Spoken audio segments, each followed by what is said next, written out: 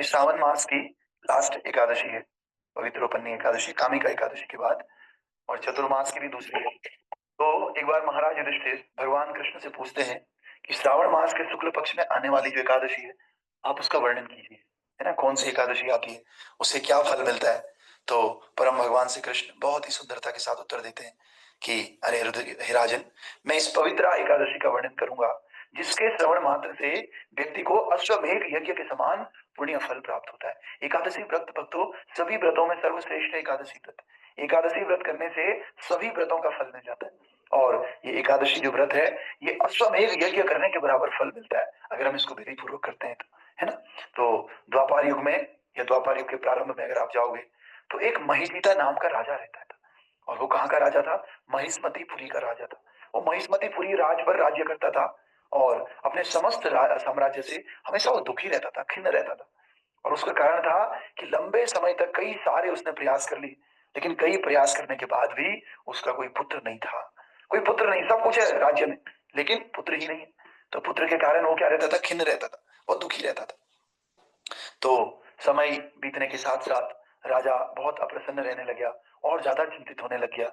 और एक दिन उसने क्या कर दिया, अपने सभा में सभी सभासदों से कहा, क्या बोला कि मैंने इस जीवन में कोई पाप नहीं किया है, और नहीं कभी राजकोष में अनुचित साधनों से वृद्धि की है, और नहीं कभी देवताओं या ब्राह्मणों को अर्पित भेंट हड़पी है।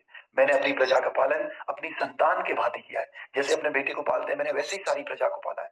हे ब्राह्मणों, हे आत्माओं, क्योंकि मैं धार्मिक हूँ और मैं वैदिक नियमों का श्रद्धा पूर्वक पालन करता हूँ, फिर भी मेरा घर पुत्र से वंचित है। कृपया इसका कारण बताओ।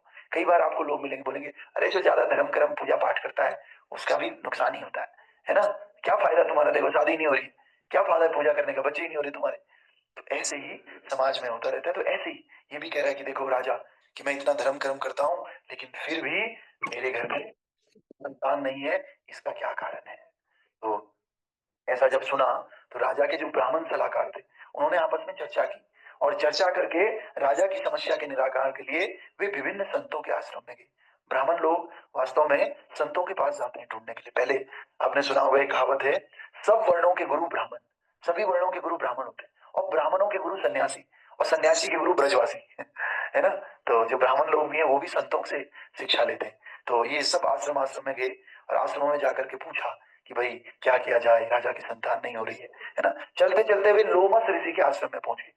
लोमस ऋषि का आश्रम था, और लोमस ऋषि इतने पावरफुल संत थे, उनका अपनी इंद्रियों पे पूरा नियंत्रण था।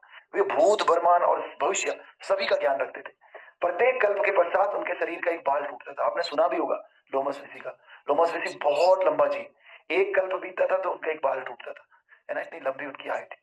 राजा के सभी ब्राह्मण सलाहकारों ने उन्हें आदर पूर्वक प्रणाम किया और कहा, ये हमारा महान सौभाग्य है कि आपके दर्शन हम कर सके। लोमस ऋषि द्वारा उनके आने का कारण पूछे जाने पर उन्होंने राजा की कथा सुनाई, राजा की समस्या सुनाई। लोमस ऋषि ने कहा, भैया आप यहाँ क्यों आए, आने का कारण। तो सारे ब्राह्मणों ने राजा की कथा सुनी, और उनकी निष्ठावान प्रार्थना सुन करके ऋषि लोमस ऋषि एक क्षण के लिए ध्यान मग्न हो गए। और ध्यान में उन्होंने देखा कि राजा का पहला जीवन क्या था, पिछले जन्म में वो क्या कर रहे थे। तो पिछले जन्म में लोमस ऋषि बताते हैं कि उनके समक्ष एक चलचित्र की भांति घूमने लगा। वे कहने लगा कि आपके राजा अपने पूर्व जन्म में एक व्यापारी थे, व्यापार करते थे, परंतु बहुत अधिक संपत्ति बनाने के चक्कर में उन्होंने कई पाप पूर्ण कृत्य किए। वो अपना सामान बेचने के लिए गांव गांव की यात्रा किया करते थे। और एक दिन इसी प्रकार यात्रा करते करते ज्येष्ठ मास के शुक्ल पक्ष की एकादशी के दिन उन्हें प्यास लगी। निकट ही उन्होंने एक सुंदर जलाशय देखा। वे जैसे ही वहां जल पीने गए, वहीं एक गाय के अपने नवजात बछड़े के साथ जल पीने आई थी। वे दोनों भी गर्मी के कारण प्यासे थे, परंतु जैसे ही उन्होंने पानी पीना प्रारंभ किया तो व्यापारी ने निर्दयता पूर्वक उन्हें एक और धक्का मार दिया और स्वार्थ पूर्वक अपनी प्यास बुझाई। तो लोमस ऋषि ने अपनी शक्ति के कारण उनका पिछला जन्म देखा, और पिछले जन्म में देखा, भाई ये तो जो है पिछले जन्म में एक व्यापारी था, और इसको प्यास लगी, ये जलाशय में गया तालाब में पीने के लिए, लेकिन वहां एक गाय और उनका छोटा सा बछड़ा दोनों पानी पी रहे थे। लेकिन जैसे ही ये पहुंचा, इसने दोनों को हटा दिया, हटा करके खुद पानी पीने लग गया। तो इससे क्या हुआ, गाय तथा बछड़े के प्रति अपराध हो गया। अरे गौ माता तो के प्रति कृष्ण को अत्यंत प्रिय है गौ माता, और आपने गाय और बछड़े के प्रति अपराध कर दिया। इस अपराध के कारण राजा को पुत्र नहीं हो रहा है, परंतु पूर्व जन्म में किए गए अच्छे कर्मों के कारण उसे अबाधित राज्य का शासन प्राप्त हुआ। देखो उसके अच्छे कर्म भी थे और बुरे कर्म भी थे। तो अच्छे कर्मों के कारण तो उसे राज्य मिल गया, राजा बन गया वो। लेकिन जो ये बुरा कर्म गाय के प्रति उन्होंने किया, उनको पुत्र की प्राप्ति नहीं हो रही है। फिर राजा के जो सलाहकार ब्राह्मण थे, उन्होंने कहा, हे ऋषि, वेदों का कथन है कि पुण्यों का अर्जन करके व्यक्ति पिछले जन्म के पापों को नष्ट कर सकता है। कृपया करके कोई उपाय बताओ जिससे राजा अपने पूर्व जन्म के पाप से मुक्त होकर पुत्र रत्न की प्राप्ति कर सके। तो ये पूछ रहे हैं कि यार फिर कोई कोई तो उपाय होगा जिससे राजा इस पाप से छुटकारा प्राप्त कर सके। तो लोमस ऋषि फिर इसका उपाय बताते हैं। श्रावण मास के शुक्ल पक्ष में आने वाली पवित्रोपन्ना एकादशी, और इसी एकादशी का नाम पुत्रदा एकादशी भी है। आप पवित्रोपन्ना बोलो या पुत्रता बोलो, एक ही बात है ना। तो ये जो पुत्रदा एकादशी है, इसके दिन आप सभी और आपके राजा पूरी रात्रि जाग करके कठोरता पूर्वक एकादशी व्रत का पालन करो। तब आप सभी इस व्रत से अर्जित पुण्य को अपने राजा को अर्पित कर दो। यदि आप सभी मेरे इन निर्देशों का पालन करेंगे तो निश्चय ही आपके राजा को पुत्र की प्राप्ति होगी, है ना। राजा के सभी प्रतिनिधि लोमस ऋषि की बात सुनकर अत्यंत हर्षित हुए और ऋषि को प्रणाम करके राज्य की ओर लौट गए। श्रावण मास की एकादशी पर राजा ने समस्त प्रजाजनों के साथ कठोरता पूर्वक इस व्रत का पालन किया और द्वादशी के दिन प्रजाजनों ने अपना पुण्य राजा को अर्पित कर दिया। इन पुण्यों के प्रभाव स्वरूप रानी ने एक अत्यंत सुंदर स्वस्थ बालक को जन्म दिया। तो भक्तों, इन सब लोगों ने मिलकर के राजा के लिए व्रत किया। स्वयं राजा ने भी, प्रजा ने भी, ब्राह्मणों ने भी मिलकर के इस व्रत को किया और व्रत को करने के बाद सारा फल राजा को अर्पित कर दिया। हम अगर व्रत करते हैं और भगवान से प्रार्थना करते हैं कि ये फल मेरी माता जी के लिए, ये फल मेरे पिताजी के लिए, ये फल मेरे चाचा जी के लिए, तो वो सारे व्रत का फल उन्हीं को मिल सकता है। तो अगर आप लोग भी अपने परिवार में किसी की मुक्ति चाहते हैं या किसी के लिए प्रार्थना करना चाहते हैं तो इसका फल अवश्य रूप से मिलता है, ऐसा हमारे शास्त्रों में प्रमाण आता है। ठीक है। या कोई चाहता है कि मेरे घर में या मेरे बुजुर्ग, कोई मेरे पूर्वज हैं, मेरे पितृ हैं, है ना, इनको अच्छी सदगति मिले, तो उसके लिए भी एकादशी व्रत का पालन कर सकते हैं और संकल्प करके सारे व्रत का फल अपने पूर्वजों को दे सकते हैं, है ना। तो ऐसा करने से आपको अत्यंत लाभ मिलेगा, पूर्वजों को लाभ मिलेगा, है ना। तो भगवान कृष्ण ने समापन करते हुए कहा, हे युधिष्ठिर, ये एकादशी पुत्रदा एकादशी के नाम से प्रसिद्ध है। जो व्यक्ति इस पवित्र दिन पुत्रदा एकादशी की महिमा का श्रवण या पठन करता है, उसे योग्य पुत्र की प्राप्ति होती है तथा वो मृत्यु के उपरांत स्वर्गलोक को जाता है। तो भक्तों, जो इस एकादशी के दिन व्रत करना चाहिए, पहले तो व्रत नहीं भी करता है, मान लिया किसी कारणवश, लेकिन इस एकादशी कथा को सुनता है, तो इसको सुनने के मात्र से भी उसको योग्य पुत्र की प्राप्ति होती है। तो जो लोग चाहते हैं, क्योंकि आजकल लोग बच्चों से ही सबसे ज्यादा परेशान हैं, पहले तो पुत्र हो नहीं रहे, पुत्र अगर हो भी गए मान लिया तो वो पुत्र हमारे ढंग के नहीं हो रहे।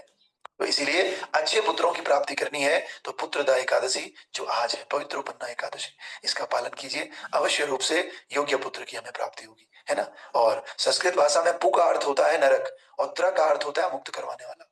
पुत्र का अर्थ है जो पु नाम के नरक से हमको मुक्त करवाए, हमें नरक से हमें भगवान के धाम लेकर के जाए, उसको पुत्र कहते हैं। इसलिए प्रत्येक विवाहित व्यक्ति को पुत्र उत्पन्न करना चाहिए जो उसे नारकीय अवस्था से मुक्ति दिलवाए। हम भी असली पुत्र तभी हैं जब हम अपने माँ बाप को अच्छी सदगति प्राप्त करवाएं। जब तक नहीं करवाते तो हम पुत्र नहीं है, फिर हम तो कुपुत्र हैं, कुपूत हैं हम लोग। परंतु भक्तों पर यह नियम लागू नहीं होता है, क्योंकि भगवान स्वयं उनके माता पिता पुत्र बन जाते हैं। चाणक्य पंडित ने कहा है, सत्य मेरी माता, ज्ञान मेरे पिता, धर्म मेरा भाई, दया मेरा मित्र, शांति मेरी पत्नी और क्षमा मेरा पुत्र, ये 6 मेरे परिवारजन हैं। इस प्रकार भविष्य पुराण से पवित्रता एकादशी की महिमा का संपन्न हुआ। तो ये जो मैंने आपको कथा सुनाई, ये कथा भविष्य पुराण में लिखी हुई, पवित्र उपन्ना एकादशी के नाम से या पुत्रदा एकादशी के नाम से, है ना। तो भक्तों, वो पुत्र पुत्र नहीं है जो अपने माँ बाप को जो है तारण ना कर सके। पुत्र इसीलिए पैदा किया जाता है कि वो हमारी सहायता करेगा। किसमें सहायता करेगा? खाने पीने में या इधर मकान दुकान बनाने में, ये भी सहायता करता है, लेकिन इससे महत्वपूर्ण सहायता ये है कि वो हमें नारकीय स्थिति से ऊपर उठाए। ये एक पुत्र का कर्तव्य है।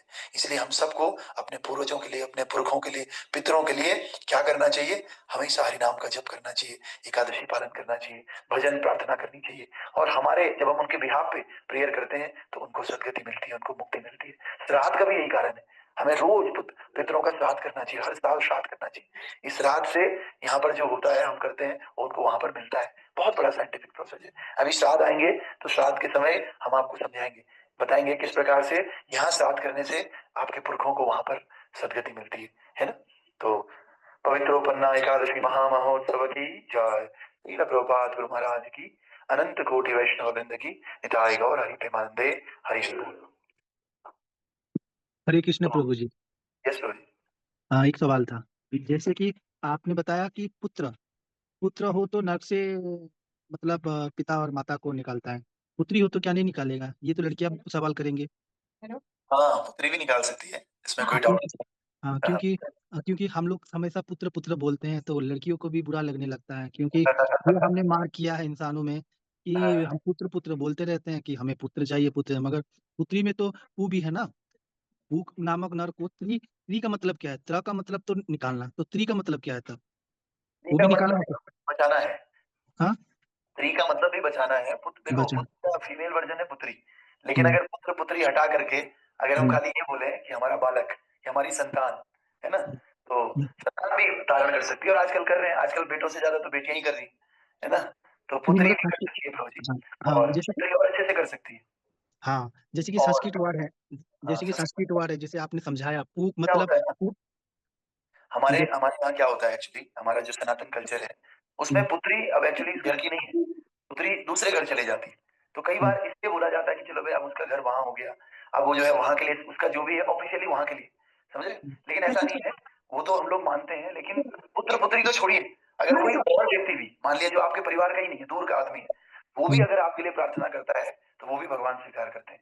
पुत्र-पुत्री तो अपने ही है ना? तो ये है। लेकिन फिर भी ये भक्तों पे लागू नहीं होता है। भक्तों पे ये तो फिर भी समझ ये में लागू नहीं होता है। अभी लास्ट में नहीं, ये बताया तो समझ में आया। ये तो आपने समझ भक्त में आया कि हाँ, भगवान हो जाते हैं उनका माता-पिता, वो समझ में आ गया। मगर हाँ, हाँ। ये चीज़ थोड़ा समझ में नहीं आता है कि हमेशा कोई भी बोलता है ना, तो यही बोलते हैं कि पुत्र हो तो तरता है, मगर पुत्री हो तो तरता है बोल के कोई नहीं समझाता है ये चीज़।